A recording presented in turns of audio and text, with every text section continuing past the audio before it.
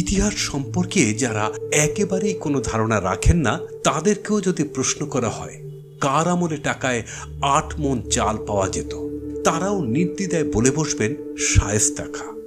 একথা অনিবার্যভাবে সত্য। বাংলার মোগল সুবাদার শায়েস্তা খাঁর আমলেই ঢাকা পরিণত হয়েছিল সমৃদ্ধির নগরীতে। চালের দাম নেমে আসে প্রতি টাকায় ৮ মণ।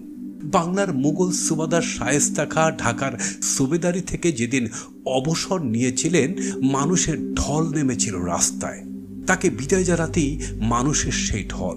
রাষ্ট্রীয় সব মর্যাদা প্রদর্শনের পর তার নির্মিত পশ্চিম ফটকের সামনে দাঁড়িয়ে শেষ বিদায় নিয়েছিলেন তিনি। বিদায়ের মুহূর্তে তার শেষ নির্দেশ ছিল, তিনি যে পশ্চিম ফটক দিয়ে শহর থেকে বিদায় নিচ্ছেন তা যেন বন্ধ করে দেওয়া হয়। পুনরায় কেউ যদি চালের দাম ওই স্তরে নিয়ে আসতে পারেন, তবেই যেন এই ফটকটি